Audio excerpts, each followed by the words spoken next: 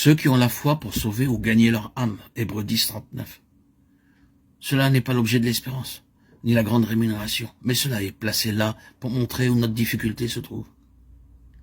C'est notre propre âme qui est l'obstacle dans ce chemin de la foi et de la patience. Si vous avez une âme qui croit, qui a confiance, et qui a foi tout à fait aisément, si dans votre propre nature humaine, vous n'avez aucune difficulté dans la question de la foi, alors la Bible n'a point été écrite pour vous.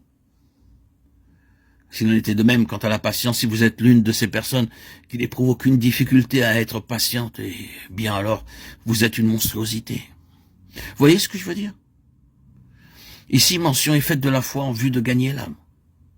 Vous devez ramener cette âme-là de votre côté. Un mot meilleur serait conquérir l'âme. Cela encore n'est pas une traduction parfaite.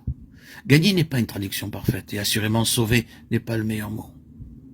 C'est que cette âme qui nous appartient doit être amenée en ligne, être possédée et amenée en ligne avec le dessein divin, de sorte que nos âmes soient rendues à notre service dans ce but divin, afin que notre être entier y soit aussi.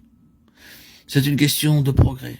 Cela ne se fait pas d'un coup, mais c'est une ligne de conduite dans nos vies, où tout le doute, l'incrédulité, la contestation, le naturel, la vie humaine sont au fur et à mesure ramenés du côté du chemin de la foi. Or, ceci est pour nous une chose très importante à reconnaître. Que fait le Seigneur avec nous? Je ne crois pas que le Seigneur va nous couper en morceaux et nous placer dans des compartiments étanches, mettre notre esprit dans un compartiment et continuer à le conduire sans les autres parties de notre être. Mais il ne va certainement pas isoler notre âme et l'exclure. Ne vous faites pas cette idée avec tout ce que vous entendez au sujet de l'obstacle de l'âme et de la vie de l'âme. Ne vous faites pas l'idée que le Seigneur a retranché l'âme et l'a reléguée à une place où elle est complètement négligée.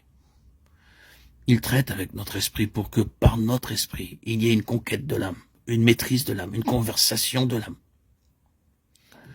Voilà la nature même de l'éducation spirituelle. Vous pouvez entrer dans quelques épreuves à cet égard, à tout moment.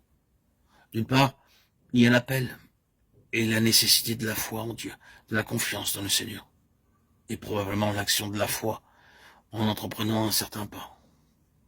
Or, votre âme s'élève. Vous savez, dans votre esprit, ce qui est vrai, ce qui est juste, ce qui est la pensée du Seigneur. Mais vous avez ici un ennemi, dans votre propre âme, qui s'élève et se met à contester, à douter, à tirer en arrière. Que va faire le Seigneur? Il ne va pas annihiler votre âme, la mettre hors d'action.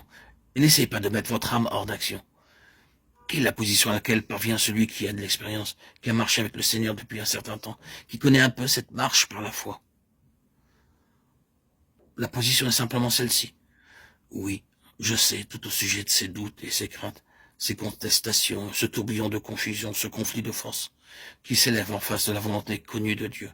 Et j'ai bien des fois souffert parce que j'ai été désobéissant, parce que je ne me suis pas confié dans le Seigneur. J'ai subi un mauvais moment dedans de moi, parce que j'ai permis à mon âme d'avoir l'avantage. Et le dernier mot est de produire une hésitation, un arrêt. J'ai appris qu'il ne convient pas de permettre cette sorte de choses.